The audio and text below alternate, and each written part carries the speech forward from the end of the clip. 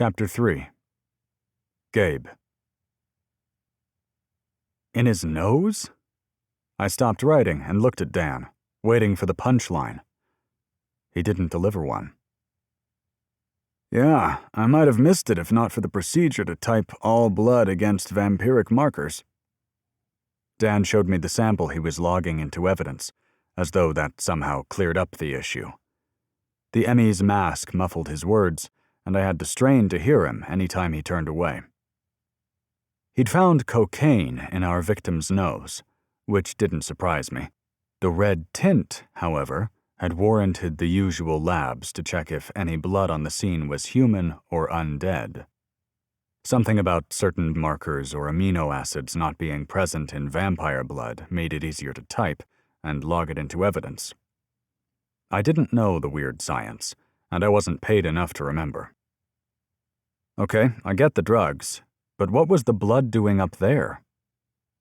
I used my pen to point at John Doe's nose. Dan shrugged, putting his gloved hands up in the gesture. Not a clue.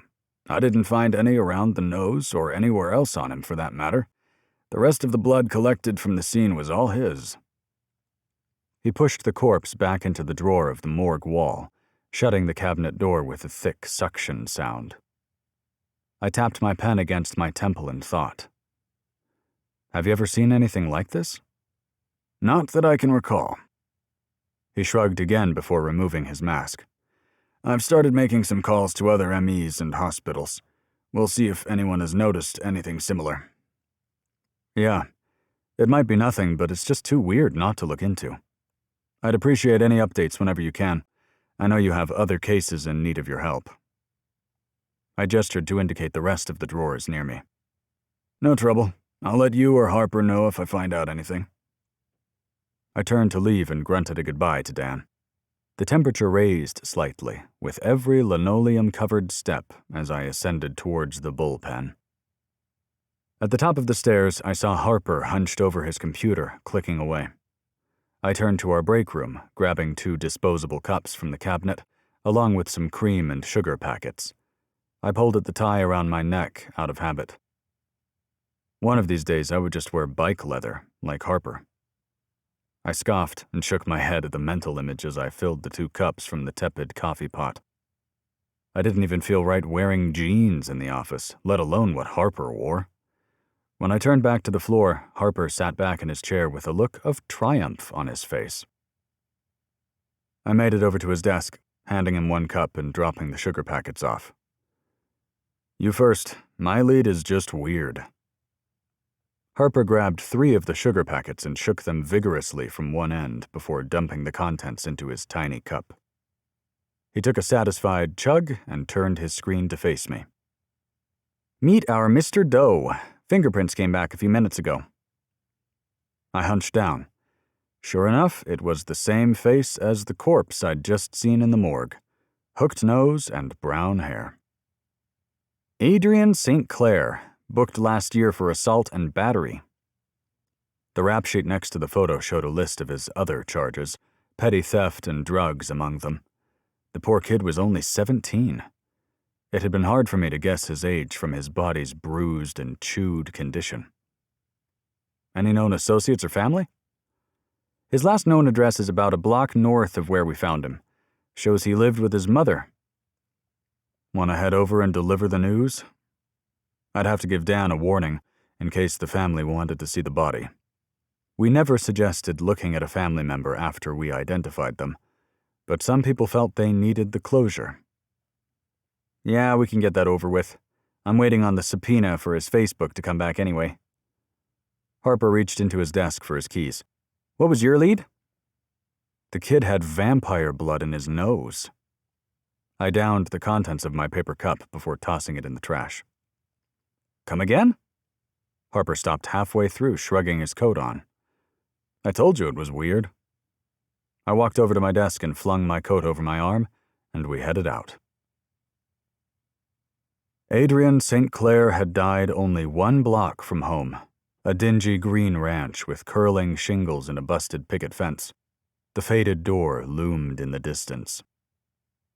Be careful what you wish for. I'd finally gotten it, a legit vampire case. I could finally make a difference. And I was scared of a door. I just didn't want to see the look on their face. Delivering the news had never been fun. I'd had people slap me, collapse in tears, and slam the door.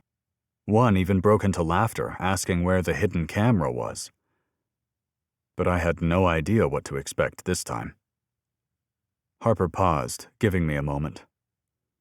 "You sure you want to do this, buddy?" "Yeah, it sucks, but I signed up for it. I had to get through this. This was why I'd requested assignment to the vamp queue. Let's get this over with." I forced myself forward to ring the cracked doorbell. "Coming!" a peppy voice called from somewhere far in the house. Footsteps thumped rapidly towards the door. The thick oak squeaked open, and I immediately knew where Adrian had got those forest-colored eyes. The tiny woman on the other side of the screen dried a dish as she glanced from me to Harper. "Can I help you?" I tried to speak a couple of times, but Harper beat me to it. "Annabelle St. Clair." "Yes?" The curvy woman took a step back from the door. I coughed once and tried again. "I'm Detective Collins. This is my partner, Detective Harper. May we come in?" "Oh, no." Her eyes grew wide and she stopped rubbing the bowl with the rag. "What did Adrian do this time?" "I think it's better we speak inside." I restrained my expression, trying to remember what I'd wanted from folks when it was my turn. Whatever I did, it was the wrong thing. "No." She backed up again, tossing her brown curls side to side. "What did my son do?" Damn it. I hated when they took the news through a screen door. It never went well. "Ma'am," Harper took a deep breath. "I'm afraid we're not here because of what your son did." "No." The bowl dropped with a thick thud, but it couldn't compare to the heavy fall of the woman on her floor. "No." It took everything in me not to yank the screen door open. Years of practice. We didn't have her permission to enter, and even if we did, it wasn't like I could do anything for her. I let her rock on the floor, wringing the dish towel in her hands until the skin was red. After the 10th rendition of No, her voice shook with the words, "I knew he wasn't coming home this time." The whole scene took about 5 minutes. It took her another moment to edge the screen door open in invitation. "How?" "Vampires." I squatted in front of her, not bothering to lower my eyes to hers. She would just look the other way. "Figures," she snorted, the breath sending one of her slow tears sputtering off her lips. "This neighborhood may as well get a big sign that says drive-through." That was a bit of an exaggeration, but I didn't say anything. I didn't have any reason to defend those parasites. She swallowed and sat up straight on the floor. The pain was evident on her face, but she also looked almost numb to it. "What do you need from me?" "Maybe it'd be best to move to the couch." Harper offered a hand. "Yes, of course." She shook her head more slowly this time and stood, ignoring the offer. It took her several tries to pick herself up. "Can I, get you something to drink?" "No, ma'am, we're fine." "Please, water maybe?" Her eyes quaked and swelled. Harper opened his mouth, but I beat him this time. "Water would be great, thank you." Annabelle nodded and plodded off towards the kitchen. Harper waited until the water was running to mutter, "Why'd you take it?" She needed something else to focus on. I was already examining pictures on the wall. He grunted and came to stand next to me. "Is that what you needed?" "Not a lot of pictures of Adrian lately." I gave him a warning look. "And I don't see any pictures with the rest of the family." There was Adrian on a bike, smiling the big, gap-toothed grin of a proud child learning to ride. There he was again, his collar popped, looking happy the way only a teenager can when they look that ridiculous. There he was with his mom in a photo booth, his hair dyed black and chewing cotton candy in each frame. Nothing that looked older than 15. Nothing more than him and his mom. None on file. Harper sighed and gave me an exasperated look. At least he didn't push the subject. Where's his father? I swallowed like I could take the last word back. He heard I was pregnant and lost my number the next day. Annabelle walked back in holding 2 glasses of water. Her nose was red and a wadded tissue protruded from her pocket. Must have been hard. I drank my first sip and suppressed a grimace. The water wasn't filtered very well, and it was warm. But now was hardly the time to judge her hosting skills. Not at first. She motioned towards the couches. My parents helped a lot, but then my dad lost his job and he couldn't support us anymore. We ended up here. We sat, and I finally took in the whole room. It wasn't manicured, like Miss Stafford's place had been. This felt more like a home. A jacket thrown over the back of a chair, some of the older wallpaper peeling at the corners, and mismatched furniture that was worn and dented. But nothing was flat-out dirty or out of place. The walls were littered with more pictures of Adrian, but not many of her. Birthday parties, skating rinks, a couple of assorted sporting events that dwindled as the boy got older. Each one in a set in matching frames with precision and care, despite obviously being taken by an amateur. This woman sitting across from me loved her son. Yet the tears slid down her cheeks in slow, controlled patterns. What do you need from me? She clasped her hands and let her eyes roam over the gallery. I don't know any of Adrian's enemies, or the people that might want to hurt him. Well, that was an interesting answer. Harper pulled a notebook and pen from his pocket and leaned back, giving me room to take over. Witnesses were his territory, but family was mine. So, he did have enemies. I wanted to start with something that would let her ramble. Family members didn't usually divulge the best information on purpose. It was while they mourned and couldn't really keep their thoughts organized. Not always because they were trying to hide things. Most of the time we didn't even know what was important until we heard it. With what he's been up to, she snorted and pulled the tissue from her pocket. Was up to? Yeah, he had enemies. And what was that? It started when he was about 14.